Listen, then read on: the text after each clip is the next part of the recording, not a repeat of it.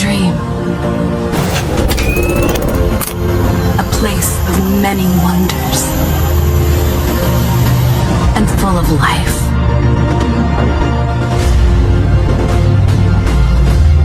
I open my eyes. Earth is our Pandora.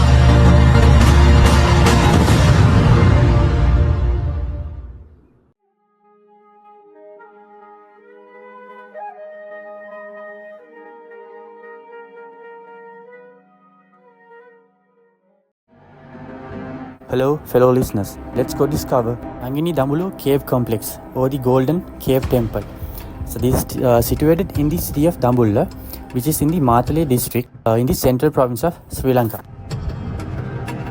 This is a combination of 5 caves which is situated on a rock which is towering 150 to 160 meters from the surroundings. In these 5 caves, it's said to be having the largest and the most well-preserved cave murals in Sri Lanka. So talking about the history, according to past researchers, they've found an megalithic prehistoric burial site that belongs to our prehistoric ancestors. So they've excavated pots, artifacts, burial sites, and also pebbles and chains.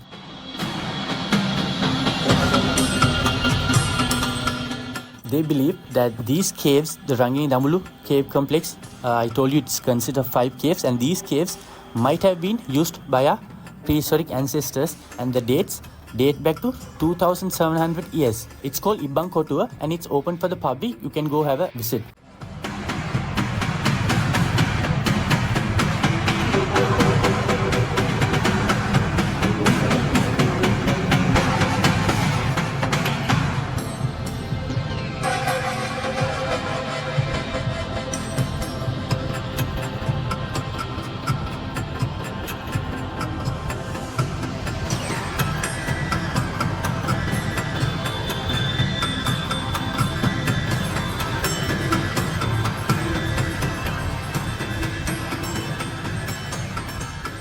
In Sri Lanka, we have 8 UNESCO World Heritage Sites. So in 1991, this was nominated as one of them. As scholars say, there are 3 main kings who has added to the renovation and the restoration of this cave complex. Namely, during the 1st century BC, King Valagampa, and after him, King Nisanka Malla from the Polonnaru era, and then our last king, Sri Vikramarajasingha. So the paintings you currently see are from the Kandyan era that belongs to King Sri Vikramarajasingha.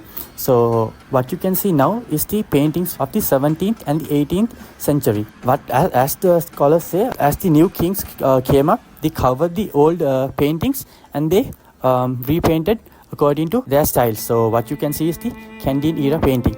And so the credit of drawing or the credit of the paintings goes to a generation called Nilagama Sittara during the Kandyan era. So we are just passing through the Bahalkada, the main entrance, and into the cave complex. As we enter towards your right hand side, as you can see, there is a big stone boulder. So this is called the Rangiri Dambulla stone inscription or the Giri Lipiya. This belongs to King Nisanka Malla. This particular stone inscription is 5 feet to 9 inches and also 3 feet to 6 inches and has 25 parallel horizontal lines.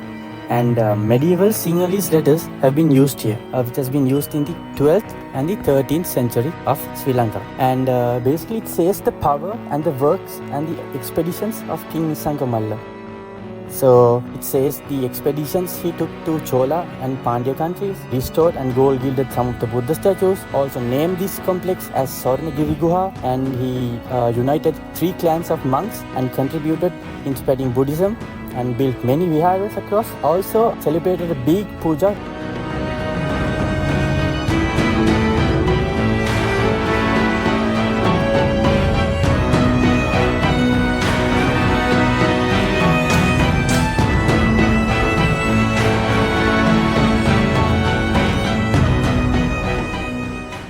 Before entering the cave, I want you to see another Brahmi inscription right above the tripledges and right in front of the second cave entrance. So it's in Brahmi letters and it dates back to 2200 years old. So it says Dharmakita Tera Lena Agata Anagata Chatudisa Sagasa Dina Gamini Abeya Rajahi Karate.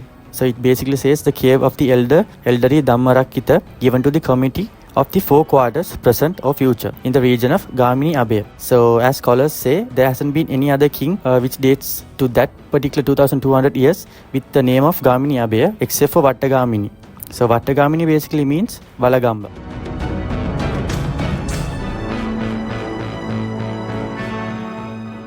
As I mentioned before, these are the drip ledges carved by our prehistoric ancestors. So these were only done by just chisel and hammer.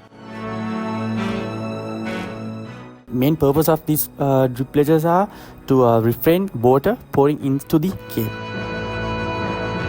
The 5 caves have 5 specific names. So the first one is called Devaraja Lena. So just as you enter, you can find a big lying down Buddha statue carved just from the natural rock.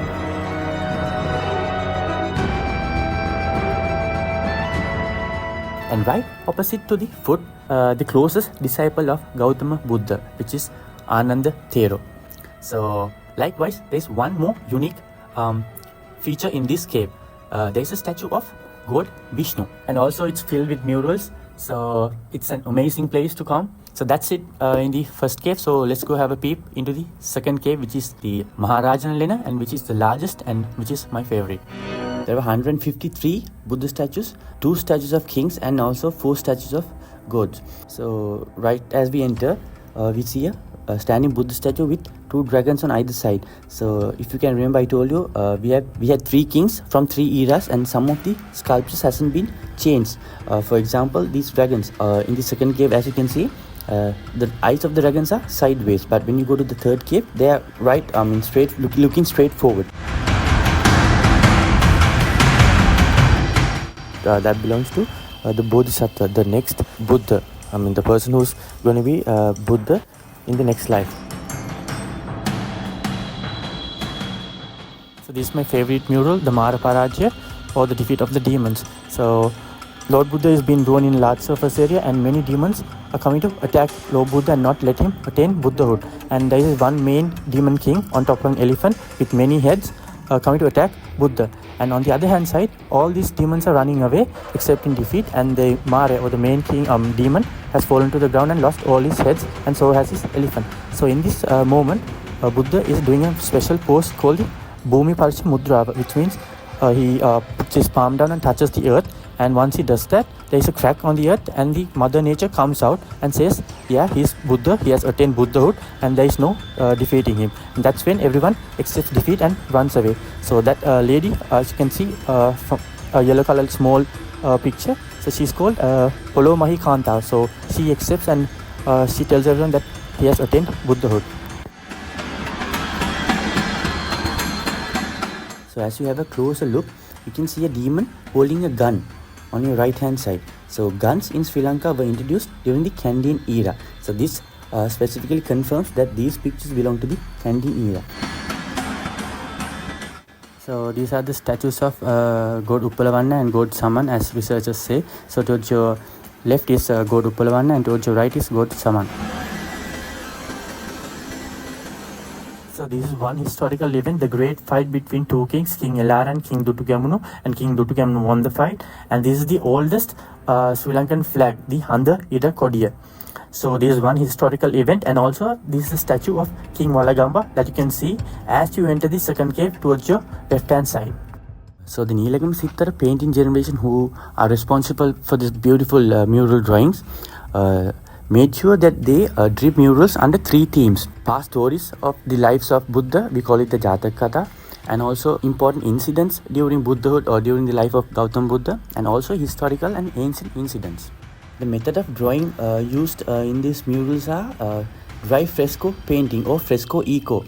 The Nilagam Sittara generation is well known for painting on dry surfaces, and also the Kandyan era painting has some features like continuous storytelling, and also dividing a large surface into parallel lines and drawing an entire story in the form of murals. So look at this spot. It's a water fountain, and water has been dripping continuously for many years, and it never overflows, as researchers say. And also water happens to flow on the opposite direction against gravity. For that to be shown, they've drawn fish swimming upwards as you can see. So as we enter the third cave, it's smaller than the second one. Please note, I told you the difference of the sculpture of the dragons. These dragons are looking straight, and the dragons in the second cave were looking sideways.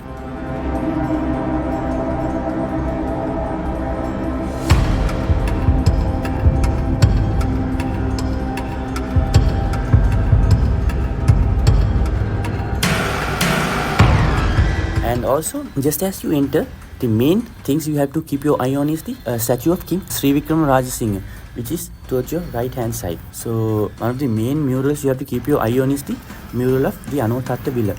They say there are 7 lakes from Himalaya, and this happens to be one of them. There is one very important point in here. So the Nilagam Sittara painting generation made sure that all their drawings are third person wave drawings, but this particular drawing we call it Akash Parayavaloka Lakshana, which means it's a bird's eye view of the lake.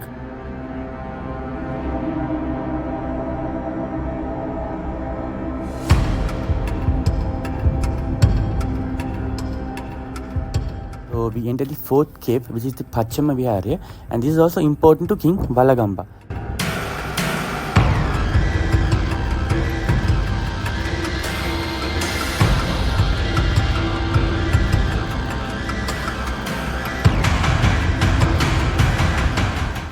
The stupa you see on your right hand side is said to be the stupa of Somavati Devi, the queen of King Valagamba, and it's, as the scholars say, her jewelry is been enshrined in this stupa.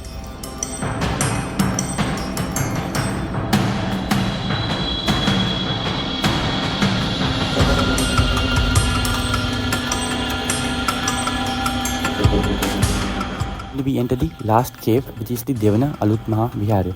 It's the same, but there is one key mural you have to look for.